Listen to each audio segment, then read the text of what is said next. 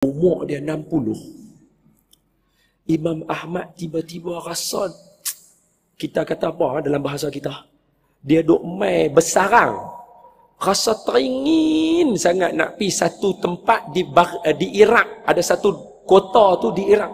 Dia mai rasa teringin lah nak pergi. Jadi lagu tu dia kata, aku tak tahu pasal apa, tapi aku teringin sangat nak pergi. Jadi suatu hari dia buat perjalanan, terus dia pergi kota tu, nak tahu ada apa situ sebab teringin sangat. Bahasa kita kata teliuk lah rasa nak pergi. Pergi sampai dengar azan maghrib kat masjid. Dia masuk masjid, dia semayang. Habis semayang maghrib, macam kita habis tadi tu, duduk baca Quran. Azan Aisyah, tutup Quran, semayang. Jemaah, zaman tu bukan macam kita, ada kamera, ada Facebook, ada Instagram. Maknanya orang duk ceruk mana pun akan kenal siapa dia orang ni, siapa dia orang ni, pasal ada muka. Imam Ahmad orang tak kenal siapa dia. Tak kenal muka dia, tambah pula tua. Jadi orang tak tahu yang duk semayang tu Imam Ahmad.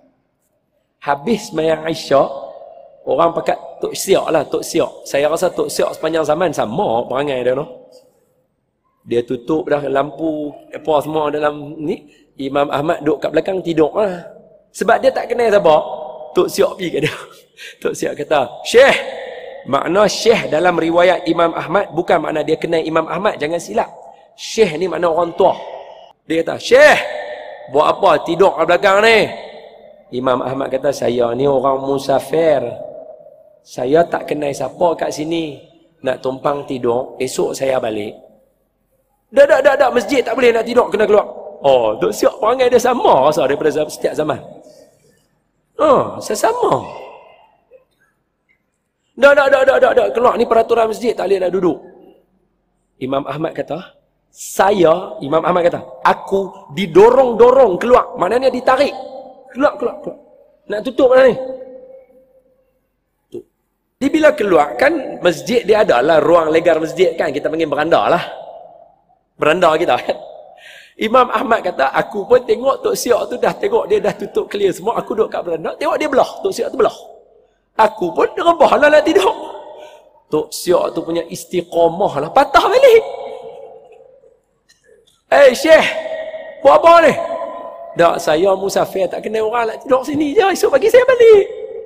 Sini pun tak boleh tidur. Dah kena keluar daripada kawasan masjid. Tu dia. Punya istiqamah lah. Imam Ahmad pun pula.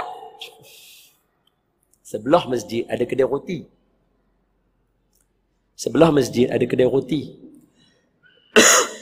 Tuan kedai roti tu panggil, Syekh, mai duduk dalam kedai saya, ada satu bilik, boleh tumpang tidur. Nak balik esok baliklah, tak apa, tumpang duduklah.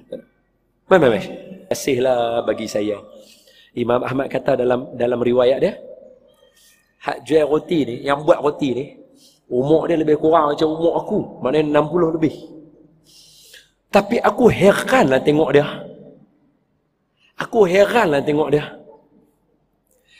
Mulut dia bila duk uli tepung, ambil garam, ambil tepung, uli roti, duk uli tu buat tu semua, mulut dia duk sebut astaghfirullah wa atubu ilaih. Itu zikir dia. Astaghfirullah wa atubu ilaih. Astaghfirullah wa atubu ilaih. Astaghfirullah wa atubu ilaih. Itu zikir dia.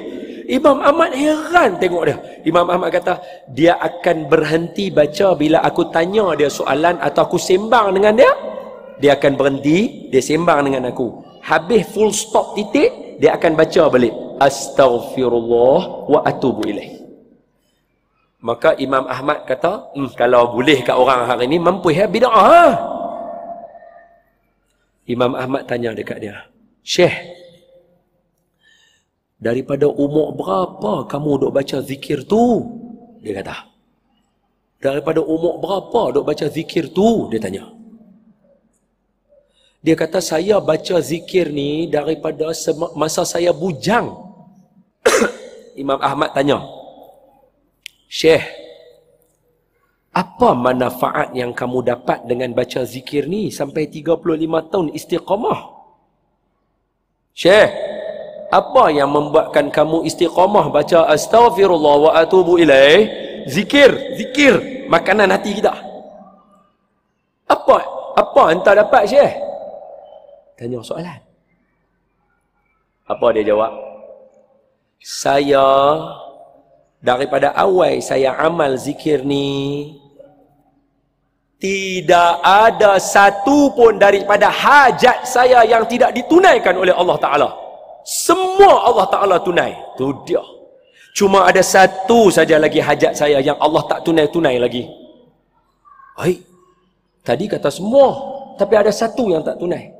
Apa dia hajat kamu yang satu yang Allah tak tunai tu? Saya teringin nak jumpa Imam Ahmad bin Hanbal. Nampak tak? Nampak tak? Saya teringin nak jumpa Imam Ahmad bin Hanbal. Tak jumpa-jumpa dia lagi. Tuan-tuan, asbab zikir tadi bukan dia pergi ceramah Imam Ahmad. Imam Ahmad Allah lorong pergi duduk rumah dia.